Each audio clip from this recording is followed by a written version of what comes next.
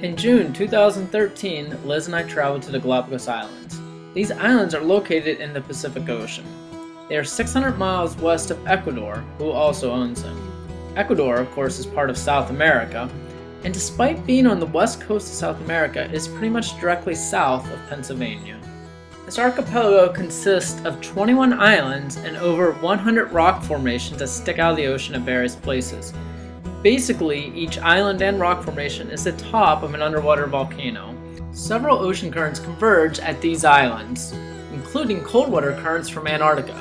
Not only do these currents impact the climate, it was always in the 70s despite being on the equator, but it also creates an environment for a diverse range of plants and animals above and below the water. A great example of this are penguins. No penguins live further north than the Galapagos penguins, which you will see later. Our trip began at the airport on the island of Baltra. From there we ferried to Santa Cruz, which was our home base for the first 4 days of the trip. Almost immediately we were greeted by the oldest living land animals, Galapagos tortoises.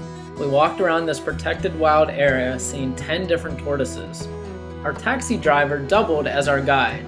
He estimated the age of the oldest one we saw was about 125 years old.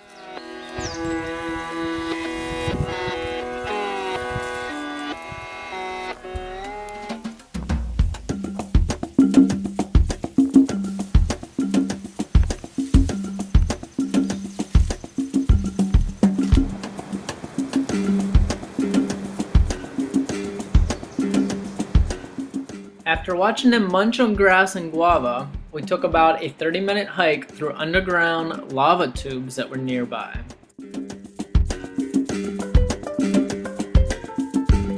Once done with our hike, which was a crawl at one point, we patiently waited and watched another tortoise cross the road.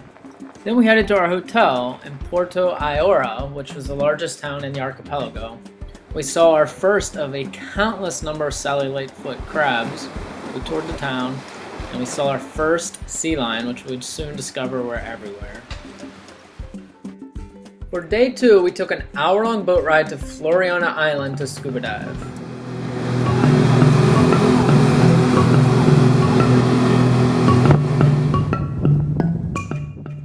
The first dive was just off the coast of the land you are looking at now.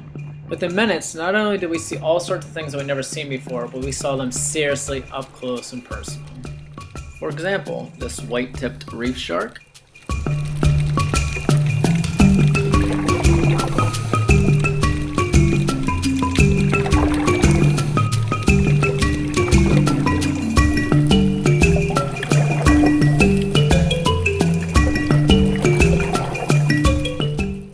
On every dive but one, we saw at least one sea lion. This was the first one we saw while diving. On land, they are incredibly awkward, lazy, and grumpy, but underwater they are transformed into these graceful, curious, playful, and aerobatic animals that are now Liz's most favorite thing to see underwater.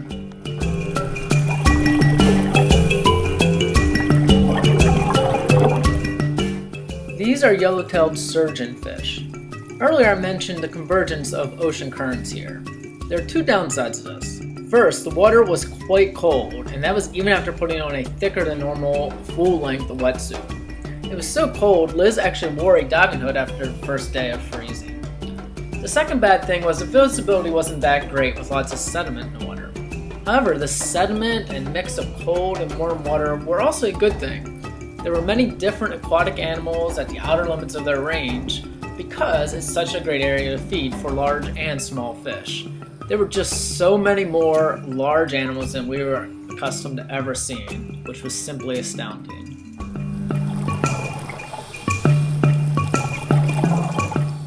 The last thing we saw on this dive was a tiger snake eel.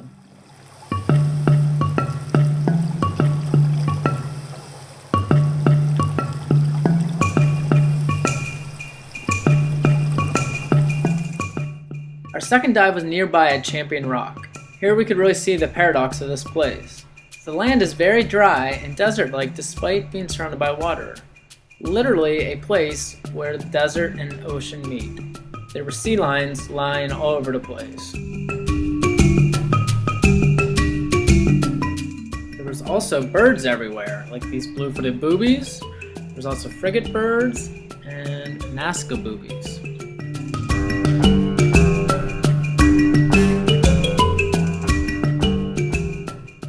Underwater, there were massive schools of fish and many more sea lions.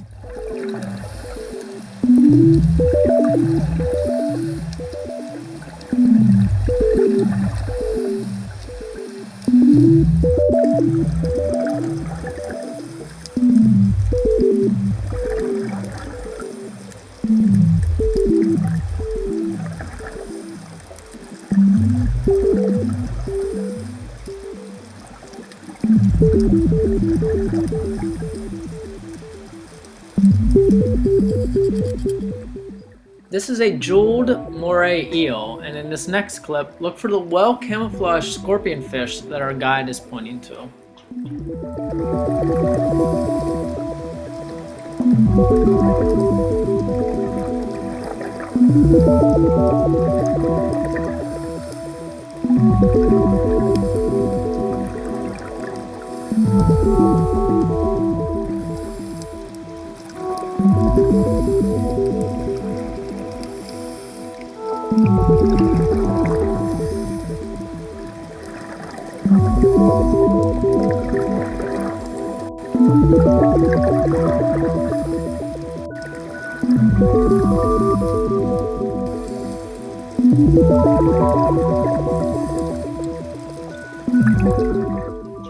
Liz became part of this school of fish in search of a sea lion she caught a glimpse of.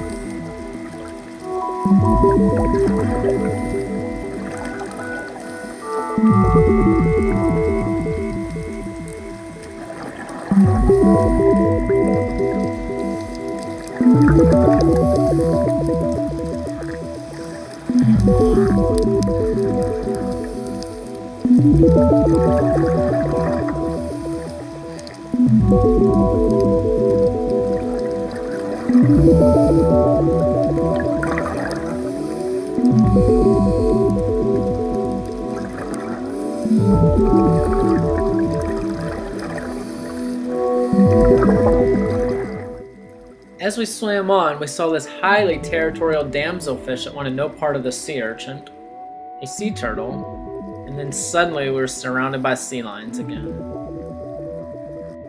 Liz took tons of great videos, so while we watch, here are some facts about sea lions. They can swim up to 13 miles per hour. They can stay underwater for up to 10 minutes, but typically they dive for shorter amounts of times. Most of their food is in shallow waters, but they can dive to depths of nearly 900 feet. The deepest recreational scuba divers are to go is 120 feet.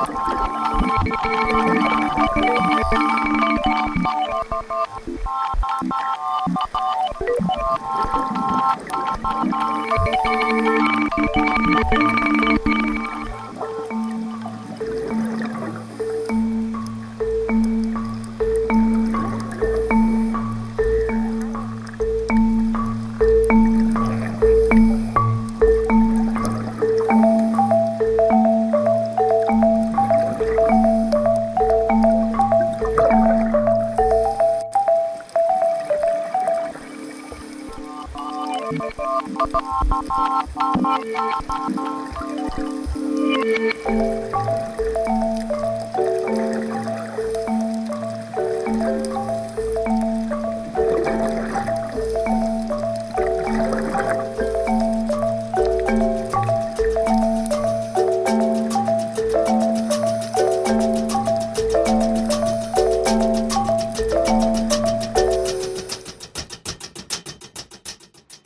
thought this amazing dive was done as our dive guide blew air rings. But when we surfaced, there was a juvenile blue-footed booby that was quite intrigued by us. So intrigued it forgot about its own safety.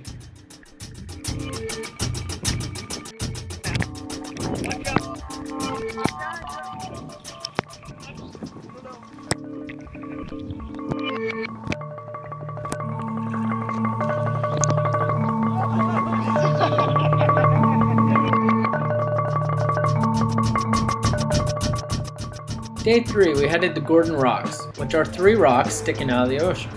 They are what is left of the rim of an old volcano.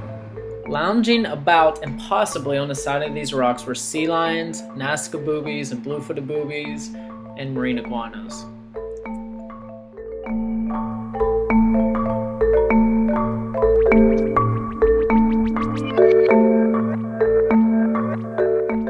Even though we saw tons of marine iguanas, this was the only one we saw in the water, and he was trying to get out and into our boat.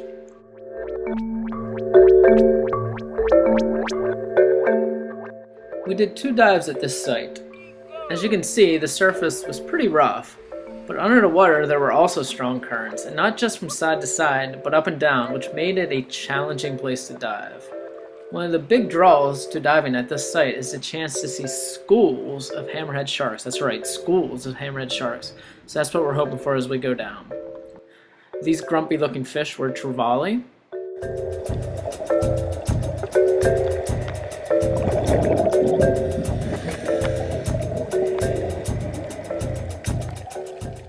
This blenny was about the size of a pinky finger.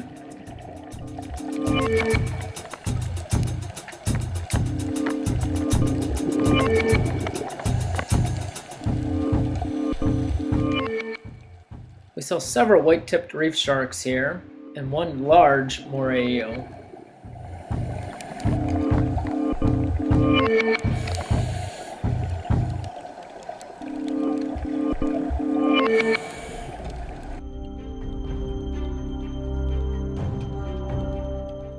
We were told before the dive that the underwater sign for hammerhead shark is a fist on the head, so that's what we want to see from our buddies, which is exactly what happened.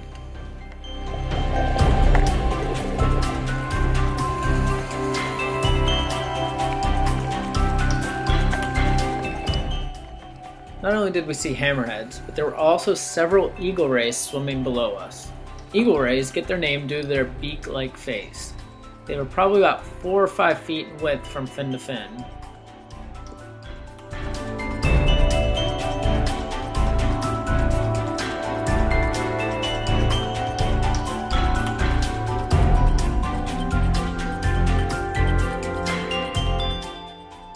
Soon after, without warning, there were hammerheads everywhere. There are 17 different ones in this video clip.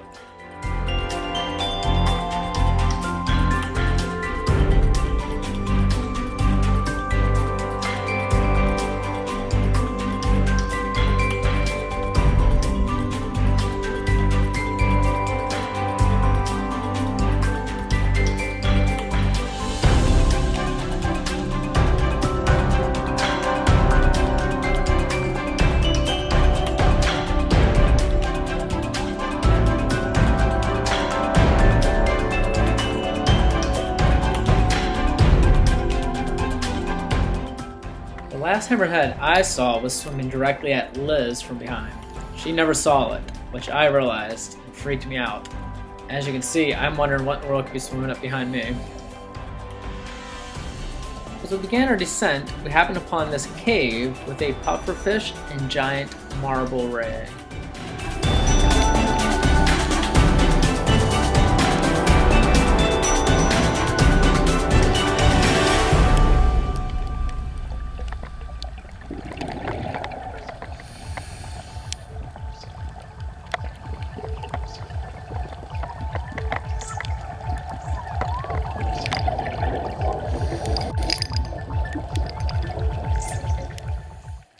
To end the dive, we saw a sea lion hunting for fish, although it never caught one while we were watching.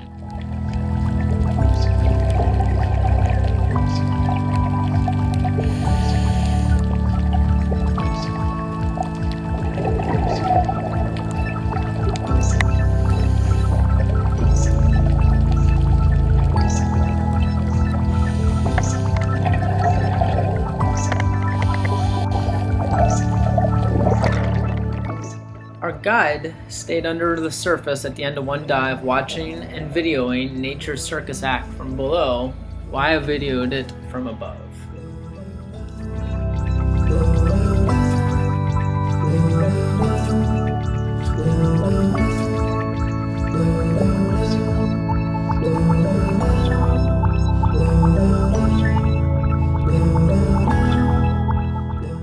That afternoon we went to Tortuga Beach, which is only accessible by walking or boat.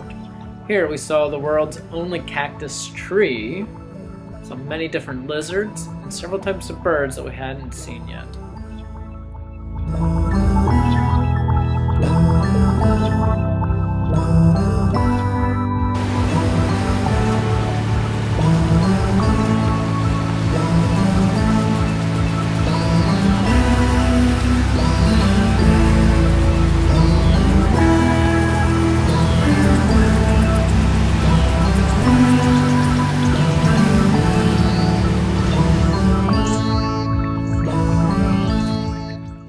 After watching this blue-footed booby dive bombing for fish, you could see these long black objects on the beach ahead of us. As we got closer, we saw they were marine iguanas passed out in the sand. Could have cared less about us right in their face taking photos. Most didn't even open their eyes to look at us.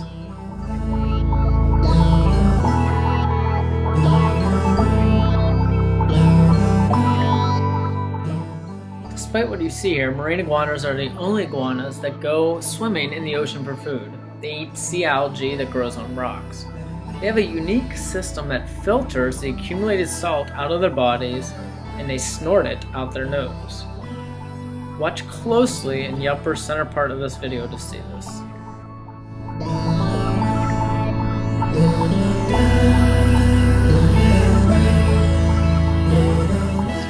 Day 4, we drove across Santa Cruz and then boated to Bartolome Island. During our dive briefing, we saw a fur seal.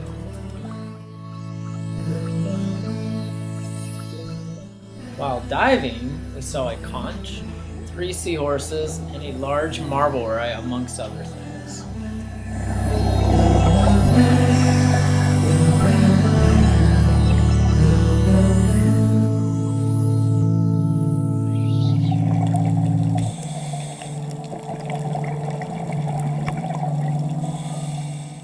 This marble ray was as long as I am tall.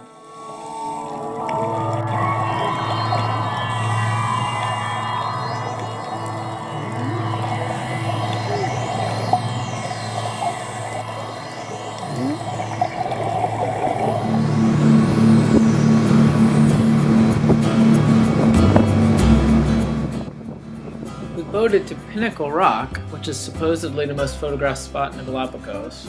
Here we saw our first penguin.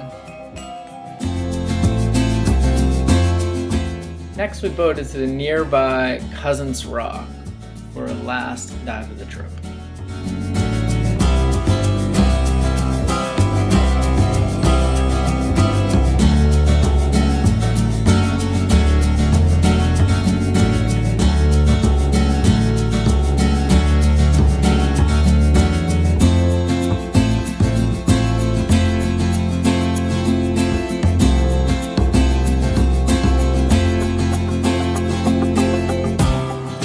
This blue nudibranch was the only one we saw in the Galapagos. And watch closely as this octopus moves. Not only does its body change color, but so does its eyes.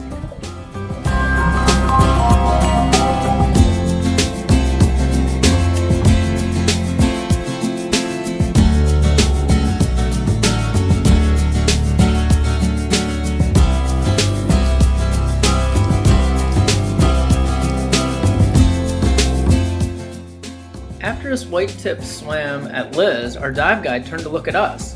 we were no longer interested in these two sharks. Why?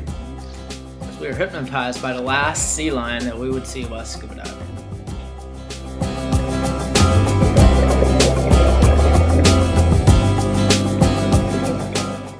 We rose to the surface through a huge school of barracuda. Notice their tail fin close like scissors when they glide.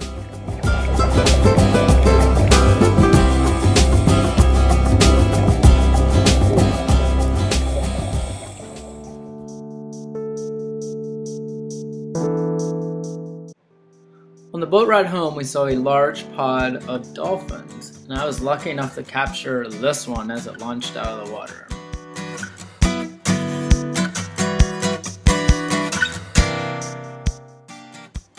For day 5, the sea lion bid us farewell as we packed up and took a 2-hour boat ride to Isabella Island.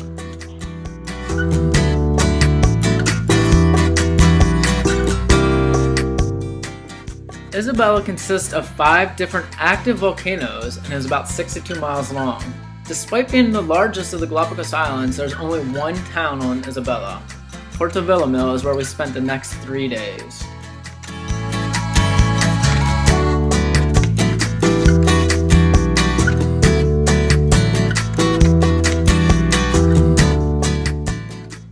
The port was bustling with people, sea lions in the water and on boats, flocks of penguins, and all kinds of other birds like herons, pelicans, blue-footed boobies, and frigate birds.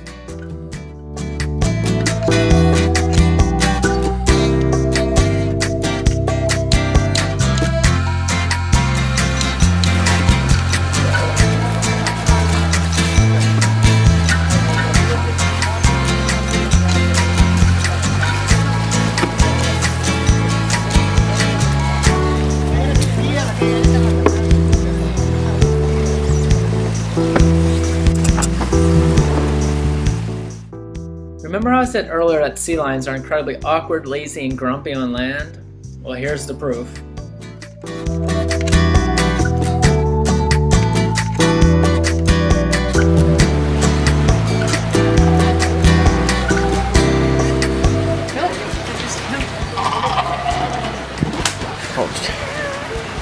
Are you videoing that?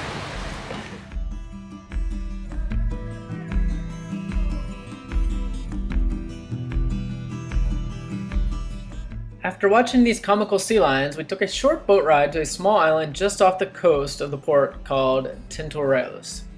Here we walked through jagged lava rock formations, saw tons of marine iguanas, and as always, many birds.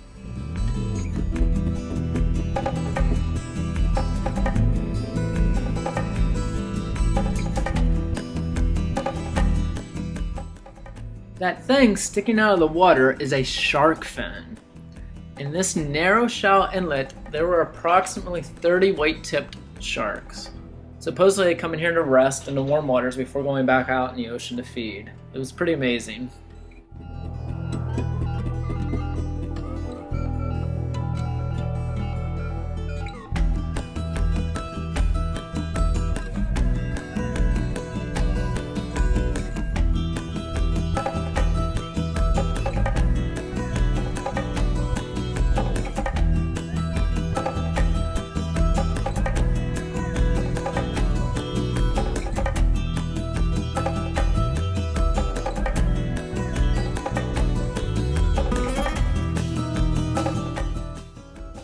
No, we did not go snorkeling in this inlet with the sharks.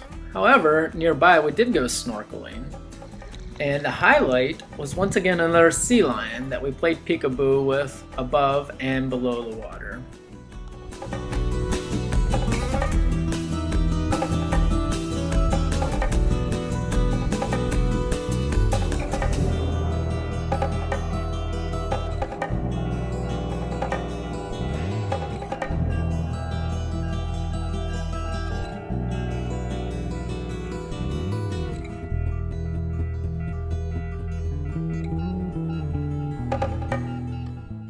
At one point it laid back, just asking for its photo to be taken, so we joined in for a group shot. Nearby we spied penguins, a great blue heron, and blue-footed boobies all hanging out together. About 2 miles from those penguins was this inland pond with 15 or so flamingos doing their thing.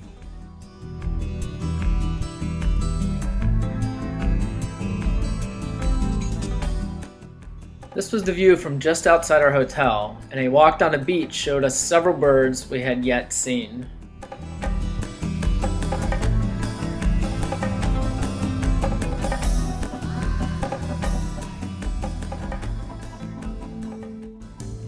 Day 6, we hiked to the rim of Sierra Negra, which is the world's largest active volcanic crater. It last erupted in 2005.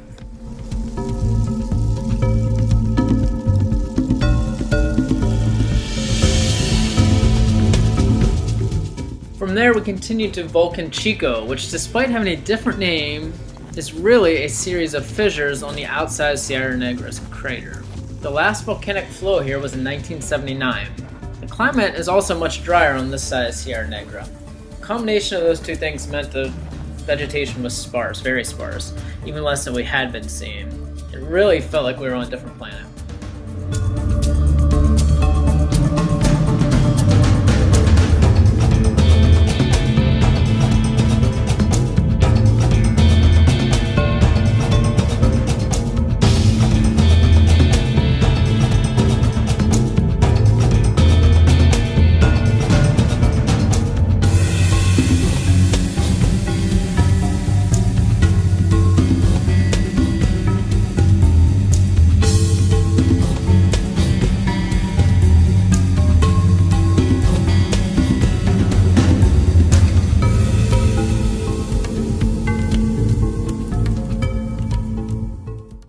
Day 7, back to the dock where we had to maneuver around this passed out sea lion to get to our boat. On the way out of the port, we were overrun by birds everywhere.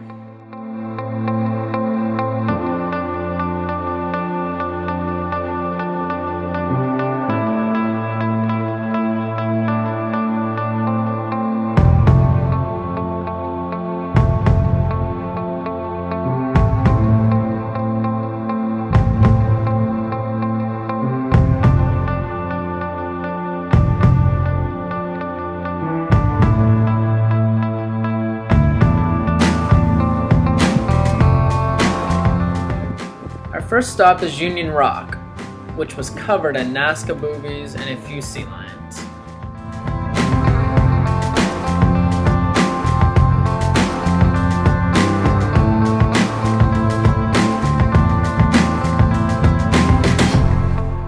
Our second stop is at Cabo Rosso. We had to race the waves into this unique bay that has a gazillion lava rocks sticking out of the water.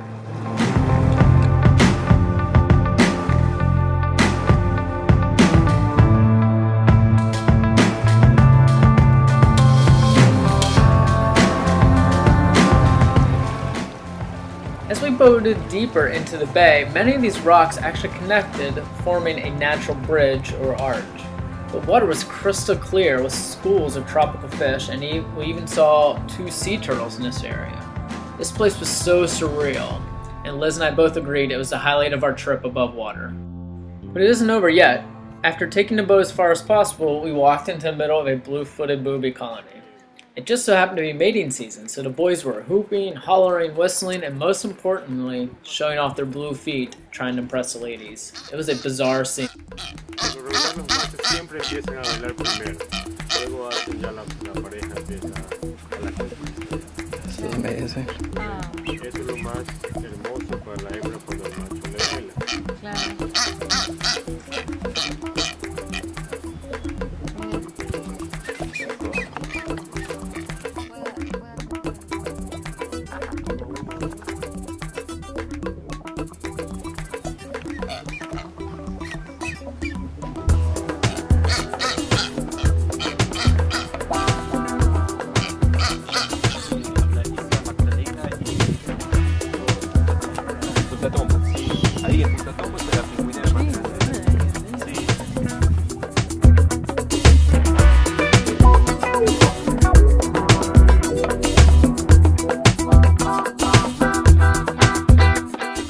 A short distance away, we snorkeled amongst these lava bridges.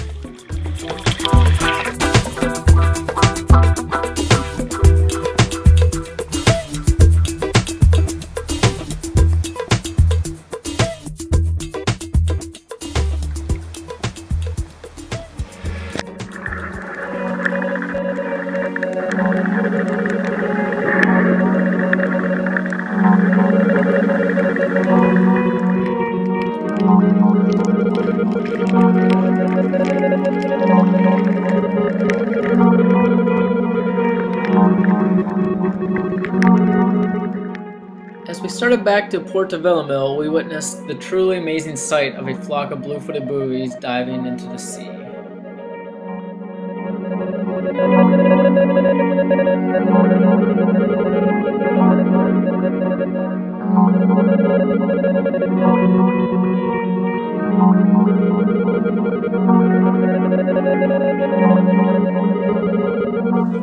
Back at the docks, we saw our last group of sea lions.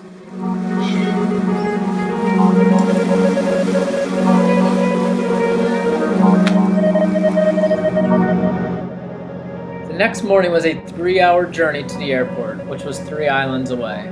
We switched transportation 8 times. 3 cars, 4 boats, and finally the airplane to Guayaquil. We spent a day there before flying home from one amazing trip.